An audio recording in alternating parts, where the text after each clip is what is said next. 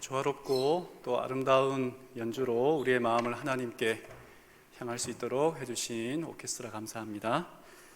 오늘은 나를 본받는 자가 되라는 제목으로 고린도전서 11장 1절에 있는 말씀을 함께 은혜를 나누도록 하겠습니다. 내가 그리스도를 본받는 자가 된 것 같이 너희는 나를 본받는 자가 되라. 고린도전서 11장 1절에 있는 말씀입니다. 설교하는 사람이라면 삶으로 설교하는 그것이 설교자의 꿈입니다. 그리고 누군가에게 내가 하나님을 믿는 것처럼 당신도 그렇게 하나님을 믿으라라고 자신 있게 말할 수 있다면 얼마나 멋진 사람일까 하는 생각을 많이 합니다. 고린도전서 11장 1절에서 바울은 나를 본받는 자가 되라 라고 자신 있게 이야기를 합니다. 이 말은 조금 자신을 과신하고 과시하는 듯한 위험성이 느껴지기는 하지만 그러나 나처럼 살아봐 라고 하는 이 바울의 말에는 뭔가 우리를 향한 하나님의 뜻이 있는 것을 우리가 알게 될 것입니다. 어떤 한 분이 이런 말을 했습니다. 자신은 대학교 3학년 때 예수 믿는 사람을 처음 만났대요. 그랬더니 그럴 수가 있냐고 라고 했더니 이분이 이렇게 말했습니다. 교회 다니는 사람을 많이 보았습니다. 그러나 정말 예수 믿는 사람은 대학 들어가서 기숙사에 만난 친구가 처음이었습니다. 예수 믿는다라고 하는 말은 다른 사람들, 일반 사람들과 다르다라고 하는 표현으로 이야기할 수 있는 사람이어야 합니다. 교회 다닌다는 사람은 많이 보았고 하나님 믿는다는 사람은 많이 보았지만 예수 믿는 사람은 대학교 3학년 때 처음 보았다라고 하는 이분의 이야기가 울림이 있습니다. 예수 믿는 믿음 생활의 궁극적인 목표는 그리스도인의 삶의 최종 목표는 예수님을 닮아가고 하나님의 형상을 회복하는 데 있습니다. 그래서 우리를 향하신 하나님의 뜻, 그것은 예수님을 닮아가는 건데요. 좀 더 정확히 말하면 우리가 살아가면서 생각하고 행동하는 방향이 예수님을 따라가는 삶이어야 한다는 것입니다. 이 빌립보서에 있는 말씀처럼 인간으로 오신 예수님의 삶을 두 단어로 요약한다면 그것은 겸손과 희생일 것입니다. 우리는 겸손이라는 말과 희생이라는 말을 가끔씩 듣는 것은 좋아하지만 그러나 우리의 삶에 매일같이 붙어 산다면 굉장히 불편하고 부담스러울 것입니다. 오히려 승리, 성공이라는 단어를 우리는 더 좋아하고 편해합니다. 하지만 우리의 인생을 좀 더 깊이 뒤돌아본다면 이 성공이라고 하는 그것이 얼마나 허망한 것인지. 그래서 어떤 한 시인은 이렇게 이야기를 했습니다. 그 사람은 이 책에서 시적 화자가 인간에게 가장 놀라운 점은 무엇인가 라고 물었을 때에 시인이 이렇게 대답합니다. 어린 시절이 지루하다고 서둘러 어른이 되는 것, 그리고는 다시 어린 시절로 되돌아가기를 갈망하는 것, 돈을 벌기 위해 건강을 잃어버리는 것, 그리고는 건강을 되찾기 위해 돈을 다 잃는 것, 미래를 염려하느라 현재를 놓쳐버리는 것, 그리하여 결국 현재에도 미래에도 살지 못하는 것, 결코 죽지 않을 것처럼 사는 것, 그리고는 결코 살아본 적이 없는 듯 무의미하게 죽는 것. 이렇듯 사람은 참으로 어리석습니다. 시대 소망에는 사람은 자신을 위하여 모을 수 있는 모든 것을 모을 수 있을 것이며 자신을 위해 살고 생각하며 계획할 수도 있을 것이다. 그러나 생명이 끝나면 그는 아무것도 없게 될 것이다. 자아 섬김의 법칙은 자멸의 법칙이다.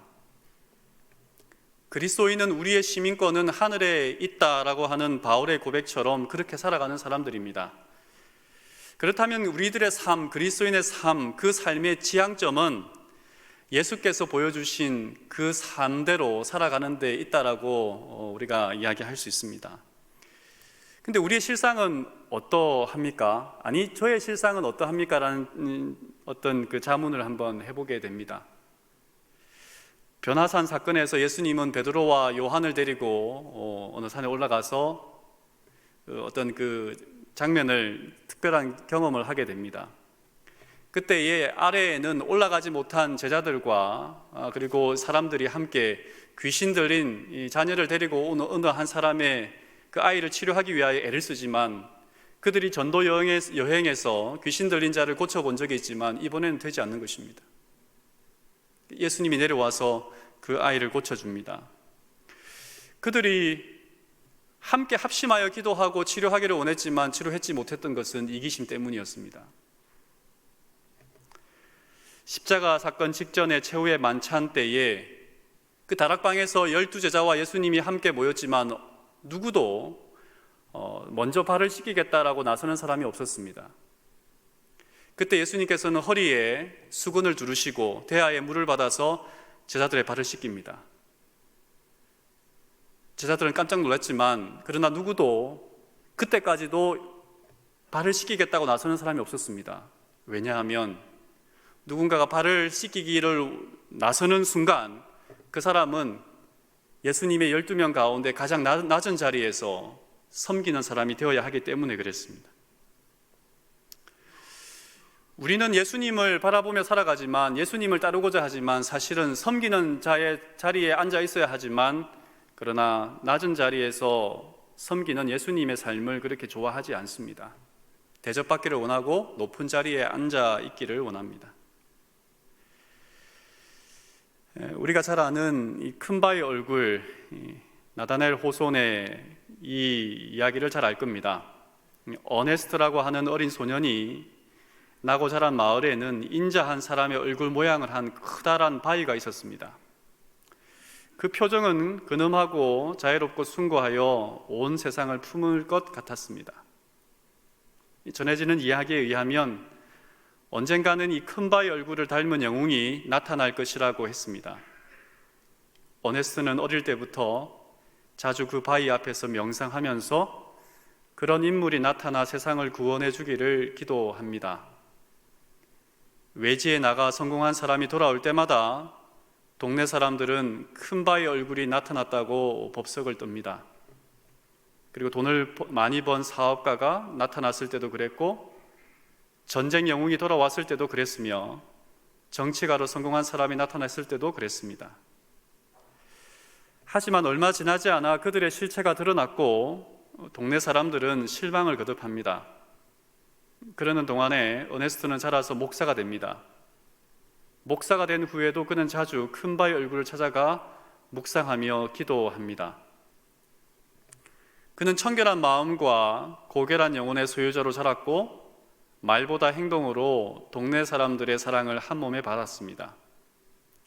세월은 계속 흘러 어네스트는 노인이 되어갔고 큰 바위 얼굴은 영영 나타나지 않습니다.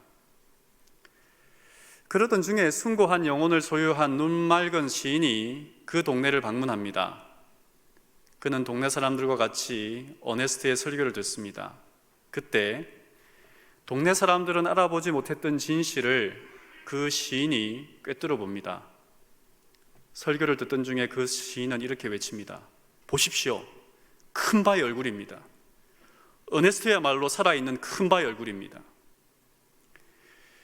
그제서야 동네 사람들은 눈이 열려서 진실로 어네스트가 큰 바위 얼굴을 닮았다는 사실을 깨닫습니다. 하지만 어네스트는 서둘러 단상에 내려와 시인의 팔을 잡아 끌고 집으로 갑니다. 언젠가는 더 훌륭하고 더 위대한 큰 바위 얼굴이 나타날 것이라고 기대하면서 말입니다. 고린도후서 3장 18절에는 바울은 이렇게 말합니다. 우리가 다 수건을 벗은 얼굴로 거울을 보는 것 같이 주의 영광을 보매 그와 같은 형상으로 변화하여 영광에서 영광에 이르니 곧 주의 영으로 말미암음이니라. 주의 영광을 보매라고 하는 이 단어는 거울을 자기 얼굴에 비추어 보듯이 주님의 영광을 바라보며 자신을 매일같이 자주 성찰한다는 의미가 있습니다. 그렇게 하는 중에 바울은 자신도 모르게 아마 주님의 모습으로 변화하고 있다는 것을 알았을 것입니다.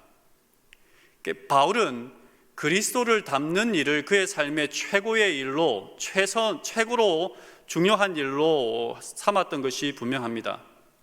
그래서 그는 말하기를 내가 그리스도를 본받은 것처럼 여러분들도 그리스도를 본받으라 라고 이야기하고 있는 것입니다. 여기서 한번 질문해 보고 싶습니다. 정말 우리가 닮고 싶은 분은 누구입니까? 내가 이 세상에서 가장 닮고 싶은 사람 말입니다. 어쩌면 예수님이라고 이야기할지 모르겠지만 그렇다면 우리가 매일같이 주님을 바라보고 있는가 하는 생각을 다시 한번 해보게 되는 것이죠. 시대 소망에는 이런 말이 있습니다. 우리는 그리스도의 생애를 깊이 명상하는데 매일 1시간을 바치는 것은 매우 좋은 일이다. 말씀을 통해 예수님을 생각하고 하나님과 대화하는 기도를 통하여 사귐의 시간을 갖는 것, 그것이 하루에 1시간 정도는 확보되어야 내가 정말 주님을 닮는다라고, 주님을 닮기 원한다라고 이야기할 수 있는 사람이 아닐까 하는 생각을 해봅니다. 여러분은 어떻습니까? 이 정도는 투자하고 계십니까? 내가 그리스도를 본받는 자가 된 것 같이 너희는 나를 본받는 자가 되라. 오늘 이 본문을 이해하기 위해서는 이 고린도전서 8장에서 10장에 있는 내용을 좀 이해할 필요가 있습니다. 바울은 고린도시에서 그 시장에서 판매하는 고기, 특별히 신전에 바쳐진, 이방 신전에 바쳐진 고기를 다시 시장에서 팔고 있는 거예요. 그 고기를 사서 먹어도 되느냐 마느냐에 대하여 이야기를 합니다. 바울이 이 문제에 대해 길게 답하면서 이렇게 이야기를 하죠. 사실 11장 1절에 있는 이 말은 이 10장 마지막 부분에 있는 말과 연결해서 보아야 합니다.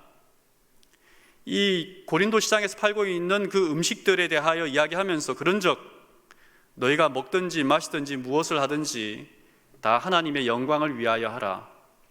유대인에게나 헬라인에게나 하나님의 교회에나 거치는 자가 되지 말고 나와 같이 모든 일에 모든 사람을 기쁘게 하여 자신의 유익을 구하지 아니하고 많은 사람의 유익을 구하여 그들로 구원을 받게 하라. 이 말을 하고 난 다음에 내가 그리스도를 본받는 자가 된 것 같이 너희는 나를 본받는 자가 되라 라고 이야기하고 있습니다. 나를 본받으라 라고 하는 의미는 첫 번째는 하나님을 영화롭게 하는 그런 삶을 우리의 삶으로 살아내어야 한다라는 것입니다. 빌립보스에 있는 말을 읽지 않더라도 예수님의 삶은 사람들을 위하여 아낌없이 자신을 드리는, 그리고 겸손한 삶을 살았던 그 삶을 생각할 수 있습니다. 예수님의 생애를, 그리고 삼위 하나님의 생애를 말한다면 그분들은 수줍음이 많은 분이었습니다. 자기 자신을 드러내기보다는 다 함께, 그리고 서로가 서로를 영화롭게 하는 삶을 살았던 분이 삼위 하나님이기 때문에 그렇습니다. 영화롭게 한다는 말을 저는 겸손이라는 말과 바꾸어 사용하고 싶습니다. 겸손이 없이는 섬길 수가 없고요, 섬김이 없이는 하나님은 하나님 될 수가 없고 사람들은 하나님과 함께 할 수가 없습니다. 그렇다면 우리의 인생이, 우리의 삶의 목적이 하나님께 영광을 돌리는 삶이라고 한다면, 다른 말로 말하면 우리는 겸손한 사람으로 살아가고 있는가라고 하는 질문을 해볼 수 있습니다. C.S. 루이스가 천국과 지옥의 이혼이란 책에서 천국 문에 서 있는 수위를 소개하면서 그 수위는 이 천국에 오는 사람들에게 한 가지 질문만을 한다고 합니다. 그건 뭐냐면, 당신은 예수를 알게 됨으로써 참을 수 없는 기쁨을 가지고 있습니까? 하는 이 질문입니다. 이 말은 예수를 믿음으로 하나님 외에 나머지는 다 포기할 수 있습니까? 라고 하는 질문으로 우리가 되바꾸어 이야기해 볼 수 있겠습니다. 하나님을 믿는다면, 예수님을 믿는다면 그 무엇보다도 하나님을 위해서 모든 것을 포기할 수 있습니까? 라고 하는 것이죠. 이 회심의 변질이라는 책이 있습니다. 이 책에 보면 이 초기 교회의 사람들이 어떻게 살았는지에 대하여 기록하고 있는 책이에요. 초기 교회, 흔히 우리가 초대교회라고 하는 그 초기 교회에는 예수님을 믿기 위해서 재산과 명예와 지위와 목숨을 다 내어놓아야 했습니다. 그리고 그런 각오를 하고 교회에 들어왔지만 이 사람이 정말 믿는 사람인지 아니면 예수 믿는 사람들을 핍박하기 위해 온 사람인지 3년 정도 시험을 받아야 했습니다. 그냥 예수 믿는 고백을 한다고 바로 일원으로 받아주지 않았다는 것이죠. 3년 정도 훈련과 검증의 절차를 밟고 그 가운데 가난한 자를 돌보고 병자를 방문하고 나그네를 대접하고 원수를 용서했는지 이웃과 친구에게 확인받는 절차를 밟고 난 다음에 그때야 비로소 예수 믿는 사람이다 라고 인정해 주었다는 것입니다. 여기서 저는 질문해 볼 수 있겠어요. 이렇게 말한다면 오늘날 예수 믿는 사람이 얼마나 될까요? 초대교회의 이러한 질문을 가지고 이러한 검증 절차를 가지고 예수 믿는 사람을 확인했다면 예수 믿는 사람이 적었을까요? 많았을까요? 우리는 그렇게 많지 않았을 것 같은데, 근데 역사의 기록에 보면 실제적으로 기독교가 인정받기까지, 그러니까 핍박이 있는 동안에 실질적으로 수많은 사람들이 폭발적으로 예수 믿겠다고 고백하는 사람들이 늘어났다는 것을 보게 됩니다. 이 코로나가 되면서 이 기독교 사회에서 가장 많이 이게 회자되는 책이 있다면 이 기독교의 발흥이라는 책입니다. 종교사회학자이자 사실은 불가지론자가 쓴 책이에요. 근데 그러다 보니까 좀 객관적으로 이 교회에 대하여 바라보는 내용이 있습니다. 이 고대 사회, 특별히 이 로마 시대에 처음 기독교회, 그러니까 초기 기독교죠. 초기 교회에는 이 기독교인들을 굉장히 무식하다고 생각했어요. 그런데 이것이 전환되어진 시점이 있다면 뭐냐면 이 전염병이 이 초기 교회 시대에 온 이 사방에 온 지금처럼 이 팬데믹이 대유행했던 그런 시절이 있었습니다. 그때에 철학자들과 다른 사람들은 다 희망이 없다, 더 이상 우리는 살아갈 어떠한 구멍이 보이지 않는다라고 이야기할 때, 절망할 때에 기독교인들은 그 사람들에게 절망하지 말고 희망을 가지라고 이야기합니다. 수많은 사람들 죽어나가고 오늘도 곡소리가 나지만 그들은 하늘에 계신 예수님, 그 하나님께서 우리를 위하여 이 땅에 오셨고 그분이 우리를 구원하셨으므로 우리의 삶에 희망이 있다고, 구원이 있다고 외쳤던 사람들입니다. 그렇게 말만 할 뿐 아니라 그 사람들이 무엇했냐면 병자들을 향하여 전염병이 감도는 그곳에 그들이 직접 가서 환자들을 돌봐주고 그들을 치료해주고 그들에게 먹을 것을 주고 그들을 위로해주는 이 일을 통하여 사람들이 예수 믿는 사람들을 다시 보게 되었다는 것입니다. 희생, 겸손. 하나님께 영광을 돌린다는 말은 그냥 하나님께 영광의 박수를 돌립니다, 하나님 사랑합니다 라고 하는 것이 아니라 그 삶에 있어서 예수님의 삶을 따라가는, 보여주는 사람들이라는 말이죠. 앤소니 드멜로 신부가 쓴 이 소금 인형이라는 책에 이런 글이 있습니다.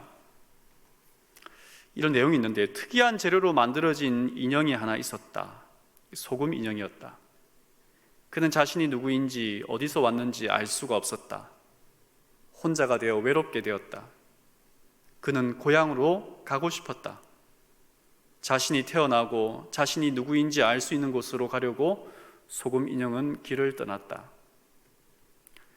바람에게 물어보고 나무에게 물어보고 들을 지나 산을 넘고 강을 건너고 몇 날을 걸어서 고향으로 왔다. 그러나 바다만 보일 뿐 내 부모, 형제, 친구들은 보이지 않았다. 그래서 바다에게 물었다. 예, 너 이름은 뭐니? 나 이름은 바다야. 바다? 바다가 뭐야? 넌 도대체 누구니? 이 말로 나를 설명하기는 곤란해. 직접 네가 내 안에 들어와 보면 알 수 있어. 소금 인형은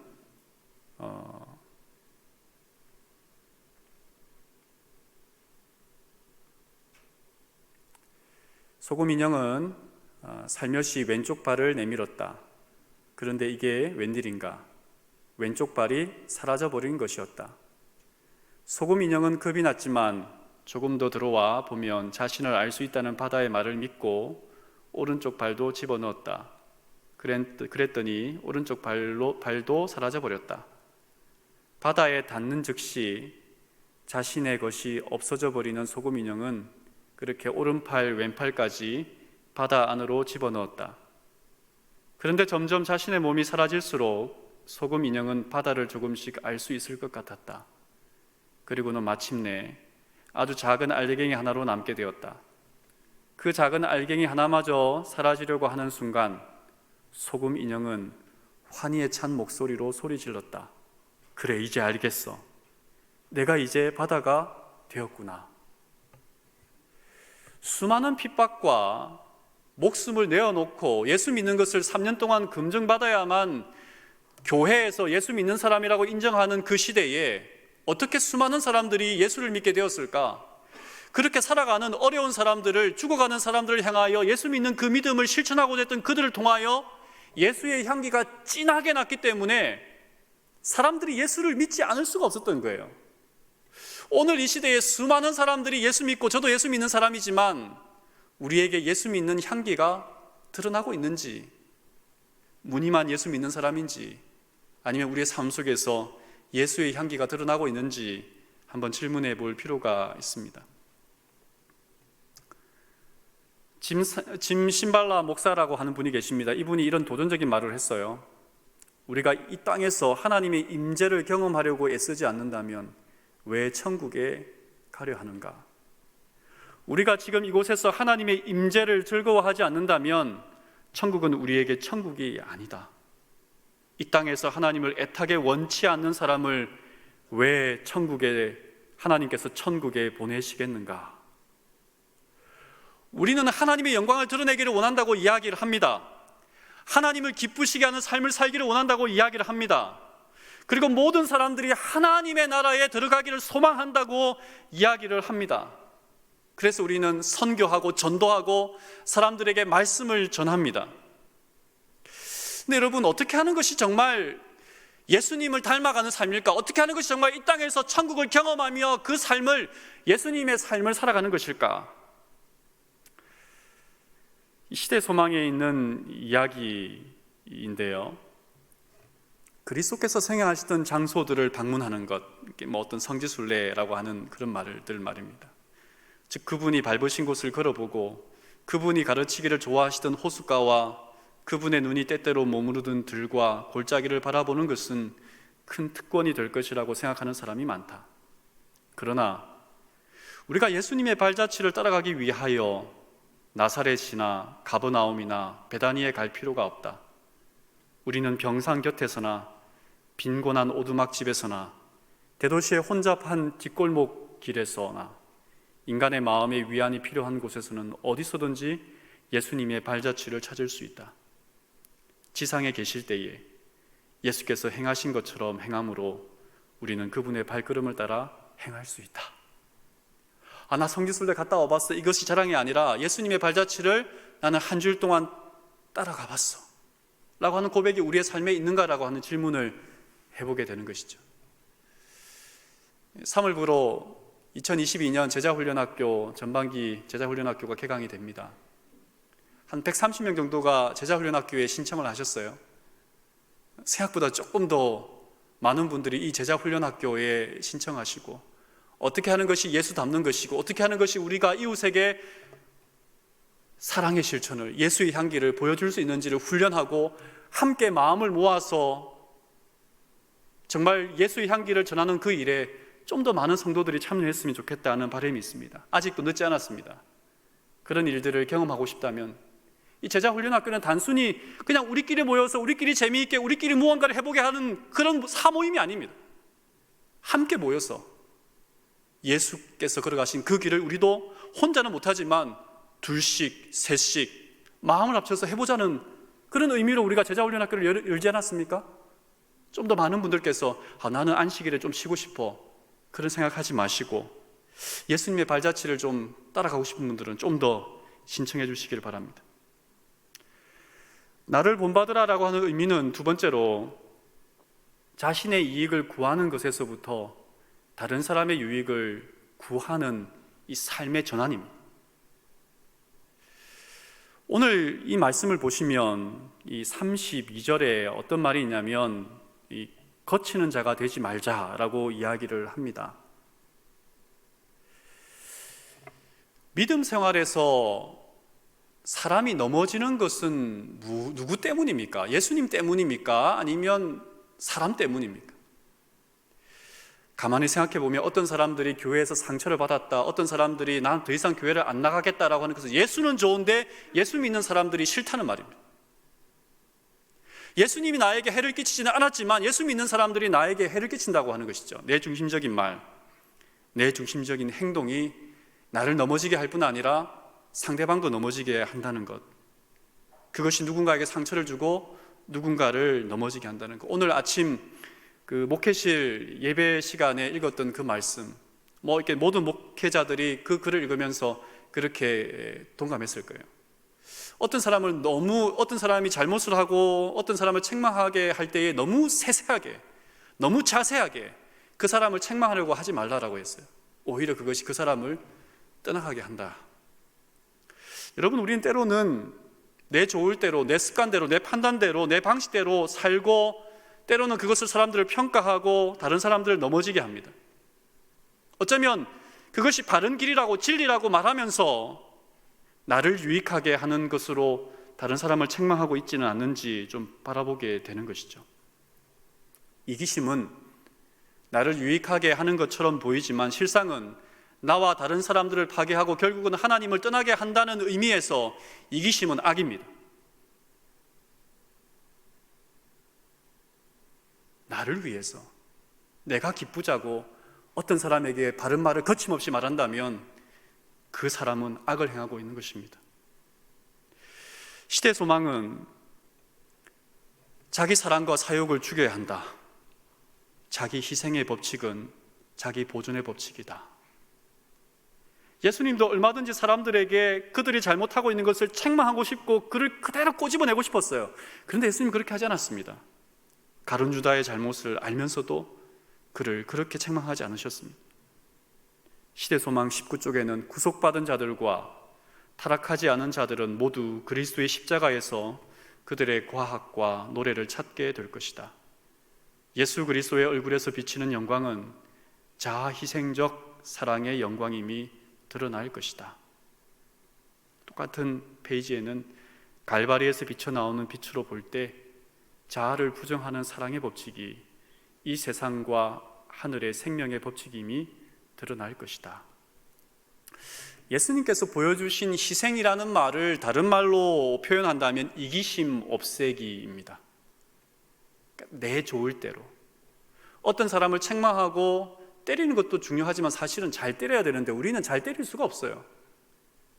내 자식도 훈계하기 위하여 내 욕심이 들어가면 그 아이의 힘 조절이 안 되고 세게 때리는데 하물며 다른 사람을 때리는 일에 우리가 얼마나 잘 때릴 수 있겠습니까?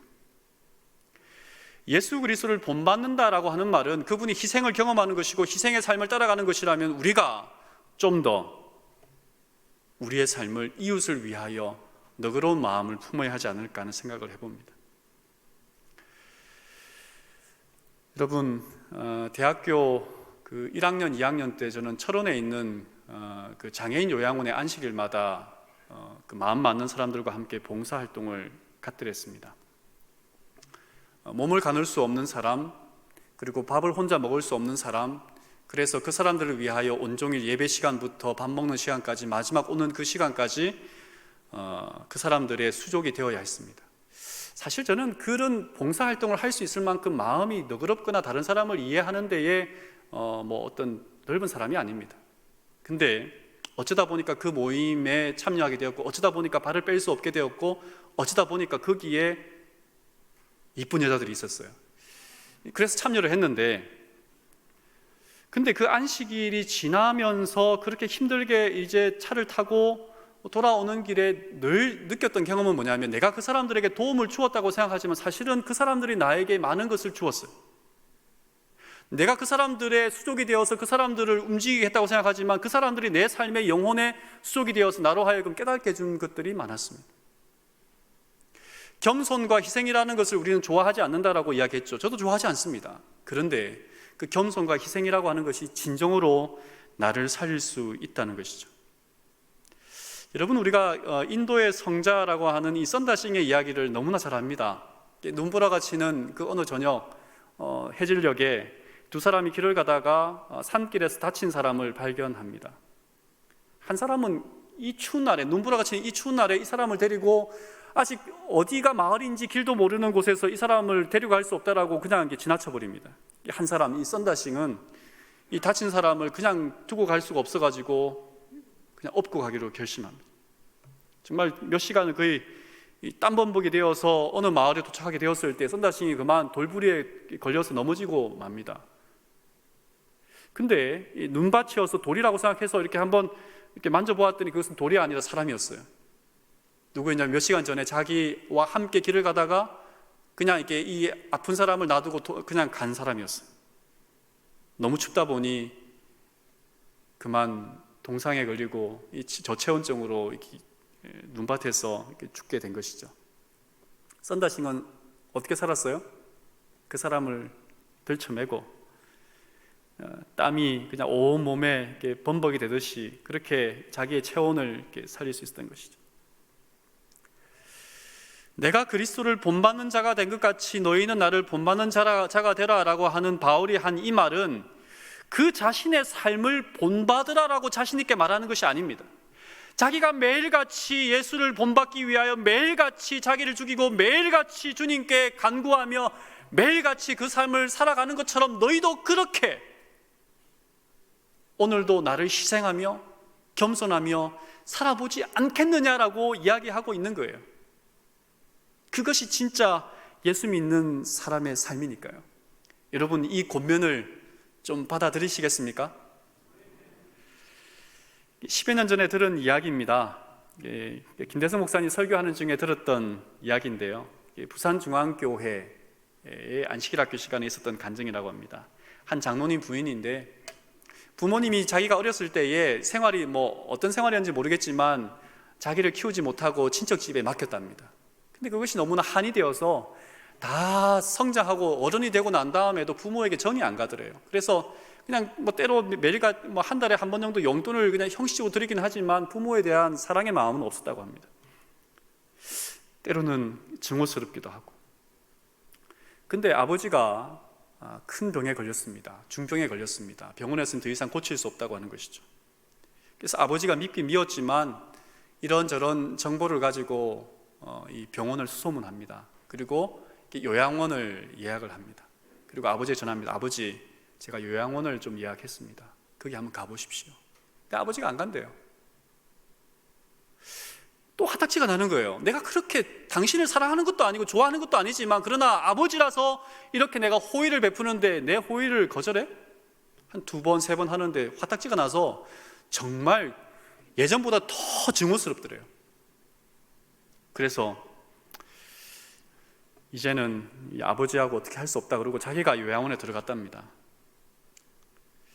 아무것도 안 하고 그냥 이 한 가지 기도만 했대요.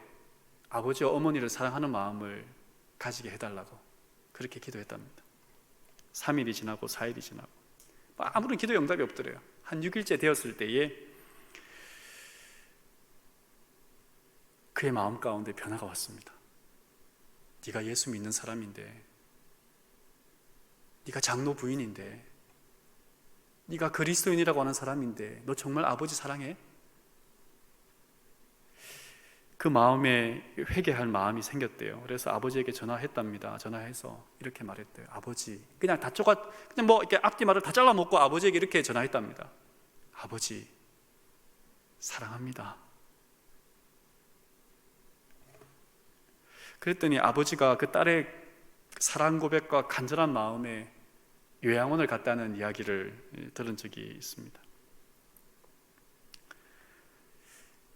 죄인의 근원적인 병, 자기 자신을 높이고 자기 자신을 사랑하고 다른 사람보다 자기 자신을 더 사랑하는 이 불치병조인 불치병처럼 보이는 이 병을 치료하기 위해서 자신을 낮추고 겸손하고 희생하는 것, 정말 그것은 어려운 일입니다.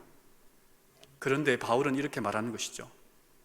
내가 그리스도를 바라보는 것처럼, 내가 그리스도를 본받는 것처럼 너희도 뭐 하라고요? 나를 본받으라. 어떤 거죠? 바울을 바라보라는 게 아니에요. 그리스도를 바라보고 그리스도가 걸어가셨던 그 길을, 그리스도가 보여주셨던 그 겸손을, 그리스도가 보여주셨던 그 희생을 함께 해보지 않겠느냐라고 이야기하고 있는 것입니다. 여러분 어떠하시겠습니까? 오늘 이 말씀에 다시 이 안식일을 바라보며 어떤 사람은 교회에 와서 다른 사람이 보여서 자꾸 그 사람 때문에 예배에 방해가 되는 사람이 있을지 모르겠어요. 어떤 사람은 뭐 이것 때문에 또 마음에 또 이렇게 부담이 와서 그냥 설교 듣는 것도 안 들어오고 교과 공부하는 것도 안 들어오고 그런 분이 있을지 모르겠어요. 근데 우리가 본받아야 할 것이 예수님이라면, 예수님이 이 성전에 계신다면 어떻게 하실까 한번 생각해 보시고, 예수님께서 보여주셨던 겸손과 희생으로서 다른 사람을 좀 더 이해하고 그 사람들을 좀 더 이렇게 섬길 수 있는 그런 안식일 시간이 되어서 우리가 예수님을 더 바라보고 더 닮을 수 있는 그런 저와 여러분이 되기를 간절히 바라면서 말씀을 마치겠습니다.